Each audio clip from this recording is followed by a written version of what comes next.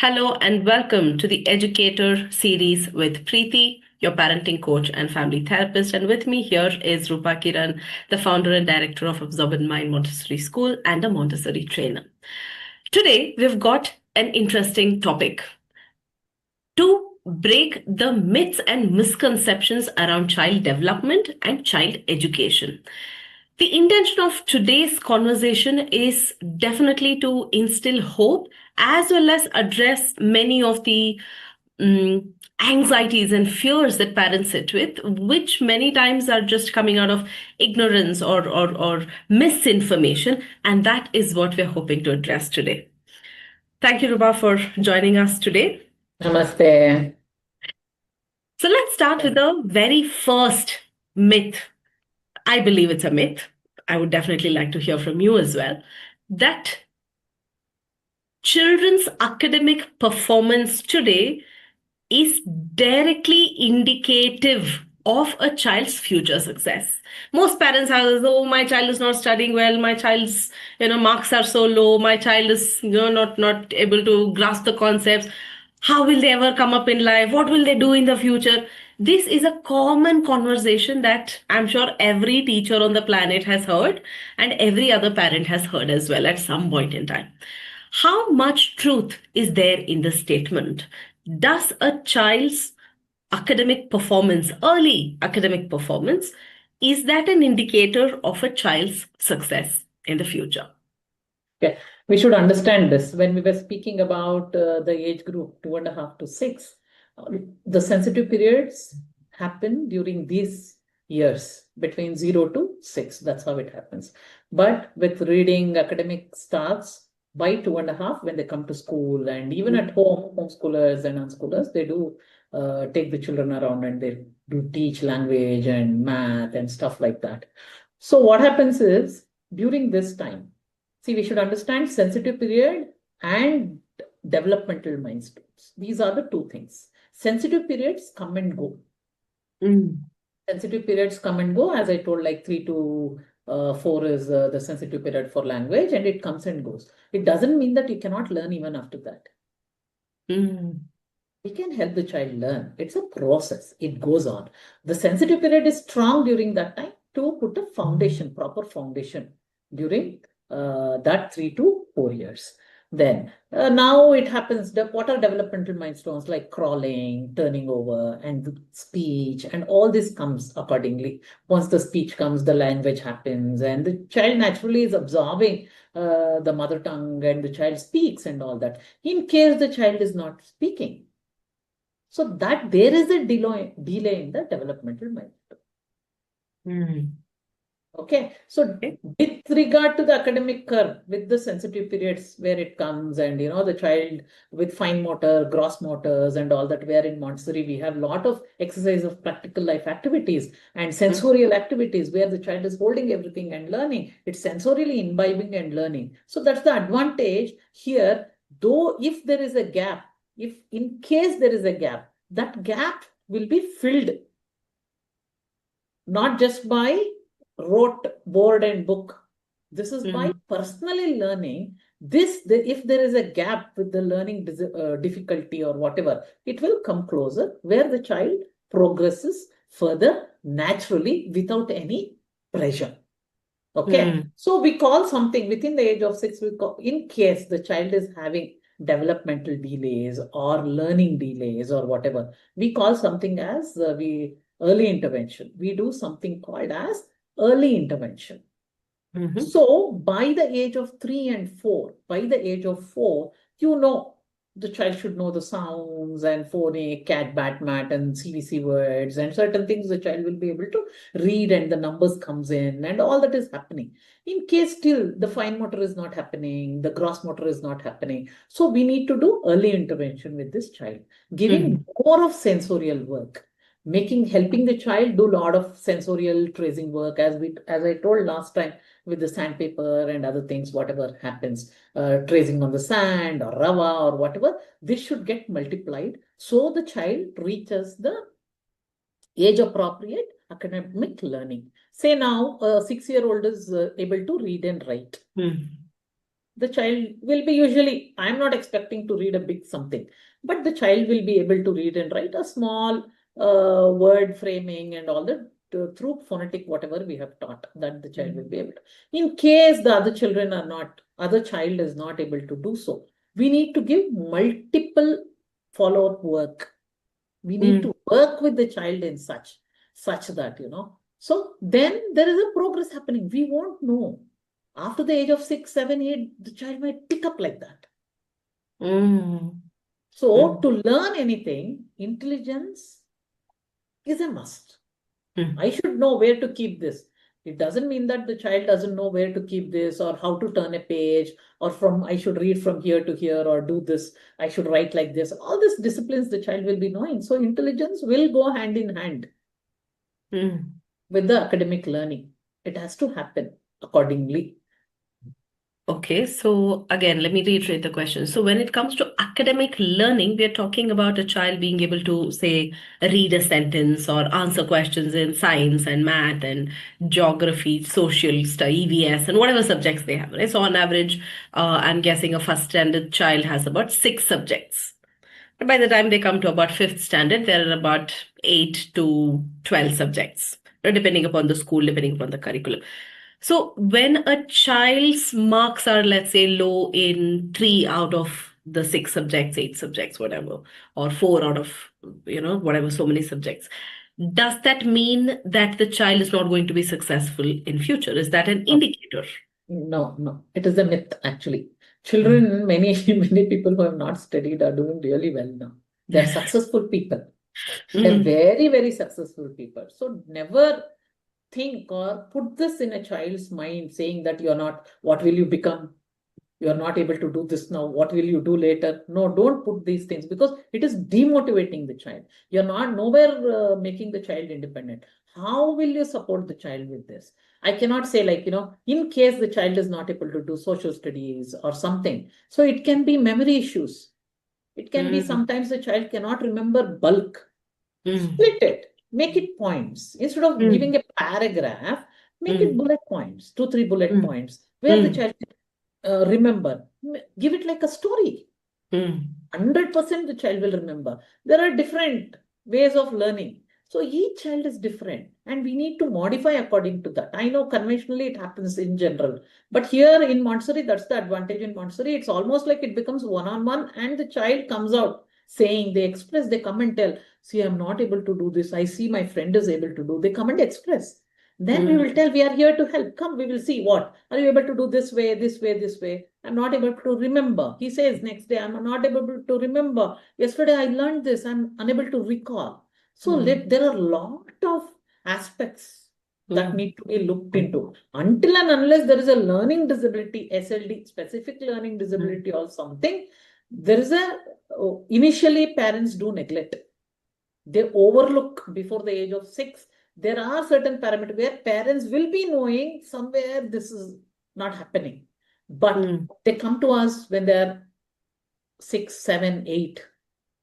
So there it becomes difficult for us to help. And we are already full and it is not possible many a time. So parents will have to take care of looking into the early intervention aspect because child suddenly will not read and write after the age of 6. That means this has been happening before. From the age of 4, the milestones or the whatever, it has been delayed. So the parents will have to take a quick note of this and give time frame till the age of 6, giving all support. Can be special education supports, can be other aspects, whatever it can be and all that, Then get the assessment done at the age of 6. If they get the educational evaluation done, all the parameters will be, it will show everything, whatever. Then whoever is working can work alongside with that. So it becomes easier, much easier, rather than experimenting randomly and putting the child in trouble. Because see, I am experienced 22 years, I can tell, okay, the child comes in, sometimes we don't even need any reports, anything. We can just do that because I'm guiding. Say if a school where there are no guides, so where teacher alone has to do, the teacher doesn't know. So the child is at risk with the teacher. So this becomes a difficulty there again. So now the child, it's better the parents get assessed and all that. Say now the social studies, the child is not able to write social studies or whatever. What that does say, that means the child's learning in language is poor.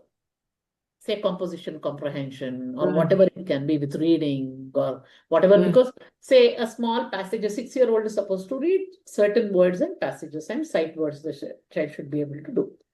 Say the child is finding it difficult. So the child will find a word problem also difficult in math. Ramu went to the shop to buy a pencil, and when he came back, he purchased one and he took 10 rupees, and all this comes in. So all the subjects are taught in language. So first thing is, see, I know English is not intelligence. English is not our mother tongue. We are learning as good as, like, it is like anywhere we are learning. That's how even the child, because the child is learning his mother tongue, father tongue, and grandparents' tongue. You don't know now. It's a mixture. In a family, I have children where they speak 5 languages in household. Mother, grandmother, one language, father, one language, grandfather, another language, Konkani, Marathi, Hindi, Kurgi, all these languages are coming in. So this is what I'm telling. So this is a mixture, and the child is smart. The child doesn't read social studies or he's got less marks, doesn't mean that the child is dumb. He is smart. He is intelligent. He will outsmart sports. He can outsmart any other things. If it comes to academic, there is a little bit of difficulty. We do know in order to survive, they need. But we need to work on the multiple layers and the follow-ups we need to do. So what I'm hearing from you is that when we are looking at academic performance, definitely there is no academic performance that is a indicator of future success, but it definitely is an indicator of whether the child has achieved a developmental milestone or not. Yes. Right? And while there are sensitive periods at a particular age, children do naturally tend to pick up certain aspects of life, like Tendencies, language, yes. like movement. It is possible that there can be a delay. And if that delay is caught early, and if we can give them sufficient support, they will be able to catch up. Yes, early intervention. If they do early intervention before the age of 6, parents should be alert. Don't deny, saying that nothing is wrong with my child. That So is what your happens? What happens for families where, let's say, they have a 8-year-old, 10-year-old, 13-year-old? That assessment was not done back then. Today, the child is struggling to catch up in academics. Then what do we do? Now we need to work on a different level. That is much more difficult. Now, if the child is class 12, it becomes more difficult for us to correct. And now puberty, the child has puberty, the child is in that phase of, emotional and learning. Everything comes together and it becomes a mess sometimes. And the chances of child going to depression is also high. At this age, with puberty and this thing, it's very difficult actually. What I'm again hearing from you is that each of this has a consequence, has a challenge, but it's a challenge. It's an obstacle that can be overcome with Can sufficient. be overcome. Yes. There is nowhere, there is at no stage that we can tell, oh, child doesn't have a good handwriting, or child is not good in science, child is not good in social science. That's it, they're doomed for life. There is nothing like that. Nothing like that. If the child doesn't want to, now there are a lot of options also, like you can drop math, you can take accounts, some other subjects you can take. You can do commerce. A lot of other things are there, You can drop math, you can take economics, you can do masters in economics, you can do something else. There are not like earlier days, only 6 subjects, 6 this thing. Now there are ways and means. The child need not even go to school, the child can do it. The morale of the child need not be beaten up, or the confidence of the child need not be pulled down. Just because of this, because the child has strengths. Parents, please work on the strengths of your child. Don't just go on with the what is marks. That issues, marks and issues. Please don't do that. It's very, very not a thing at all. What I also really liked is how you said that no matter what subject we are talking about, the foundation of that remains in language. Yes. And in math. Any language it can be. It can be Kannada, it can be Tamil Sure. medium, it can be Kannada. Children studying in Yeah, Tamil medium or Kannada medium can exactly. still do math and social and Yes, right. So when a absolutely. child is struggling in social, a child is struggling in science, botany, whatever, it's a good suggestion to go back to the basics to see if they're comfortable in the English language or English, medium. yes, whatever medium it is taught in. Okay, so is it possible that a child is good in language, but still not doing well in science and social and other subjects? Probably it's with What the would that memory. be? It can be memory. Mm. You need to look at memory, visual memory, and other memory and application, logical application skills. Mm. So these things also need to be looked at in case the child is really good at reading. He can just read, but he is not able to put it on the paper, or he's just not able to express. And here also comes the expression we were talking about. So we cannot expect expression in middle school and high school. The expression has to start from the beginning, from home, 2.5, like in Montessori, how we give that freedom of speech and all that is given, that needs to be done very early. Even for Mm. expression, good expression, you know the language, the child can write anywhere and everywhere, any paper the child can write. Mm. Mm. The Mm. child should know the expressive language. So, for parents who have children younger than 6, Mm. the definite takeaway statement here is not to take it lightly if your child is having some kind of a difficulty in speech, in recognition of whatever lessons, letters and reading and writing. If they have some issues, it is Math a or good yeah, idea to bring them in for early intervention. And yeah. for parents older than 6, what I'm hearing you say is that they need extra support and follow up. Probably even if they are at, let's say, fifth standard, there's a particular subject they're stuck in, give them a third standard level, Language, fourth standard level language. We need to work on the content as language. well. Yeah, Language, comprehension. yes, Yeah, we need language to and work on comprehension, but also comprehension. work more on the basics, and that will help Yes, to catch up.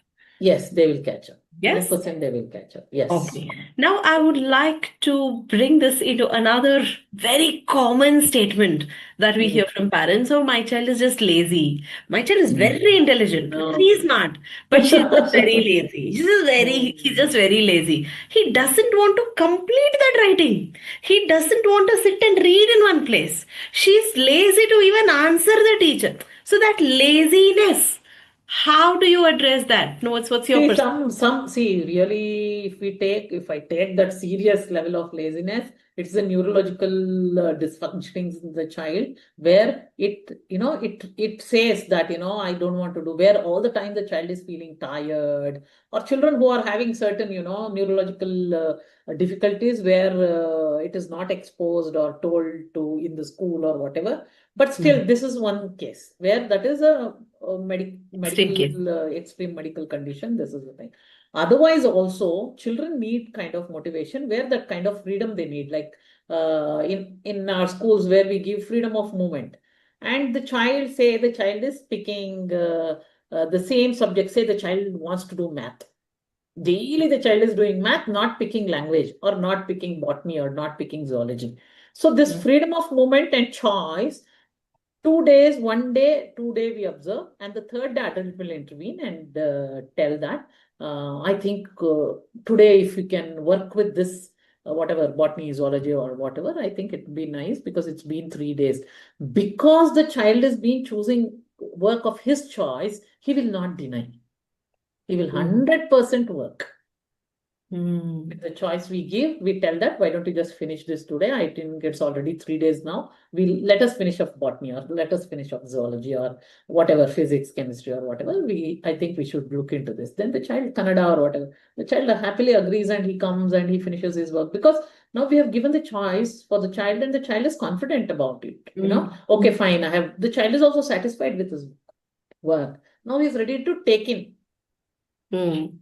and he works that way. He's not lazy. The kind of motivation and the kind you deal with, that matters a lot. The way we speak, though with the difficult cases, though we are very sweet or whatever it is, sometimes it doesn't work. It takes days to convince. Hmm. And when we sit in a circle time and all that, we can have a questionnaire and start, speaking about the week's happening and things like that, where we have to address the class. So we need to make points and we need to speak about it in this during the circle time, where every child is listening, where this child is also who's reluctant will still sit and listen, and he starts feeling okay, fine. He'll start accepting. We are not forcing. It is like the child will accept it. It is just the acceptance and change of mind that, okay, fine, I need to finish this. Let me just do taking responsibility. It is just about taking responsibility. Mm. Yeah, that is where laziness comes in. If you have joined some job, you get up and go at 9 o'clock, you need to punch in, you go. Nobody is pushing you. Is anybody pushing you? Nobody is pushing you because you are responsible for your work. Mm. If someone is nagging at home, go bring coriander, go bring coriander. So that is a thing now, So ultimately, you need to, when mother is not there, naturally everything happens sometimes, at home. Right. That is what. So these things are there. We need to look into, and how we deal with it matters, and how we speak to the child also matters.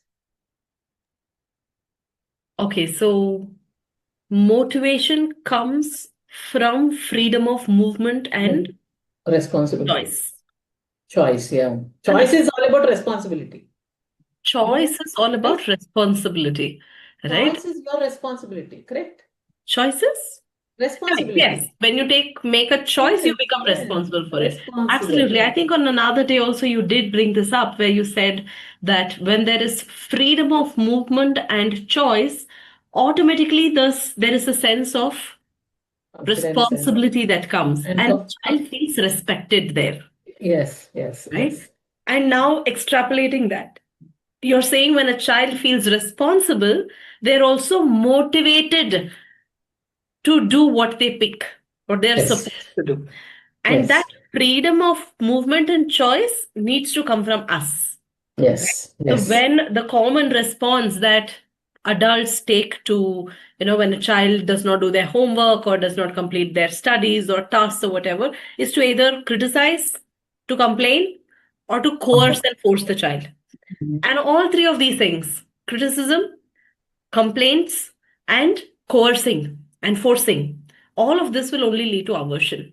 Right? This is Aversion, something yes, that we keep, that exactly. I mean, I do keep sharing in my parent community as well. Mm. Three things definitely to avoid is to criticize the child, to tell them, no, you can never do this. Why are you not doing this? Or complaining, you never listen. Why are you like this? How many times should I tell? Or to coerce, if you do this, I will do that. Come on, just a little bit. Come, let's do it. All of this creates a certain aversion which drains motivation. And you are also drained. As a parent is also Yeah. drained at the same time. Absolutely. And that is a recipe for a power struggle. Mm.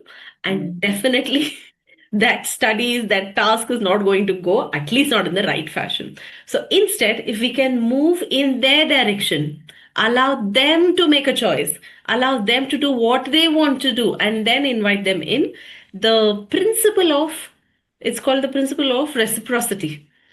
Right? The principle of reciprocity is something that is so deeply ingrained in us. Now, there are studies, in fact, where a toddler, 2 year old, 3 year old, when somebody gives the child something, and after some time they ask for something else, the child will happily give.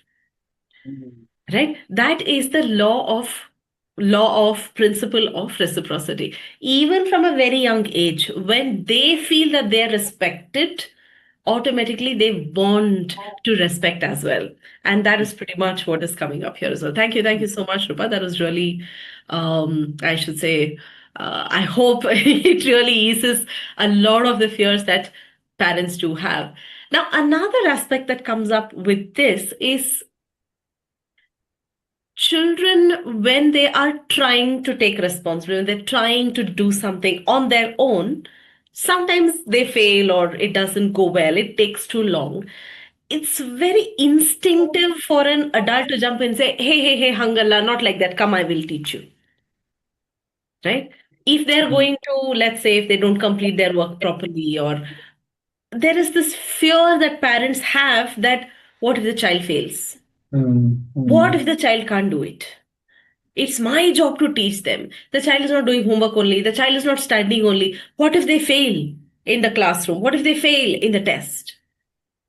How would you how would you address that? Because a lot of times parents are driven by that. Test is coming, the child is not studying, if the child doesn't perform, they will fail. It's a mess. I have to push my child to study today. Right? How do we break this cycle? See, the thing is, the conventional mindset, it is there. I don't know, because now it is 2025, 2040 is not, 40 is not going to be the same. Because after Corona, if we have seen, so much has happened and the AI has come in and everyone are running behind upskilling and doing this, learning that, and trying to do new ways of life. And some have quit and they are doing farming. They've gone out of the city. See, so you can't predict life. You don't know at what phase what you are going to be. So you need not stress the child. Be natural, be organic as organic as possible, where the child should be capable. Only the thing is the confidence. The child should never lose confidence. Even the mistake, the error he is making, if he makes an error, oh, I made an error. Okay, fine, let me try do it. Oh, how about doing it like this? Instead of going and telling, don't do, you have done mistake, tell, oh, how about if we had done like this, I think it would have worked. Can we just try? Even the parent need not sit. Little spark, if you give, also the child will start trying the other way of doing. Oh, I think this is the one. Now the child is able to fix the bicycle, the chain has come off. He knows the mechanic, how it works. So that is how everything happens like that. Then even the learning also will happen like that. It has to be more interesting. If the child is more physical and going around, and there are certain ways of learning, he cannot sit for hours together and study. He needs small gaps. He needs through stories, or we need to narrate. Some effort has to be put in with children having difficulty. You cannot deny it will happen, and parent cannot just go, let this pass off or let this happen. You cannot be like that at all. Parents have to take responsibility and sit and work with the child. 100%. I do know you're young. You have to go out. You have friends. You have your kitties. You have home. You have this. Whatever it is, you have to take the responsibility to help your child. Children having difficulty. Otherwise, the rest of them, they keep doing it. The 20%. Agreed. So if we come back to the conversation of a child failing, they're not doing better. See, yes, now we do There's have. no one fail. Word itself is not there, Preethi. I don't agree at all with fail. Nobody can be a fail. I will try it and give. Nobody is a fail. Everyone who's not passed, who's failed in the exam is a millionaire. So will you measure? See again, will you measure success through money? That is one more aspect. It's not about that. He is successful in the society. That is what is success? Having that respect, earning the thing in the society. Again it comes. Do I need to prove? So all these aspects, your parents have to think on all these aspects. Why the hell your child has to prove to somebody else? Your family members will tell something will happen. No. That is your problem. That is not child's Not the problem. child's Child is problem. least bothered. The One child of is the things least that I bothered. often tell, the parents who come with this particular challenge is, if he doesn't study, he will fail, and I don't want him to fail. That's why I'm pushing myself. Let him That is fail. you. You don't want to. Parent doesn't Exactly. want. So, The what is the child is problem in not failing? bothered. Right. The So, child will learn.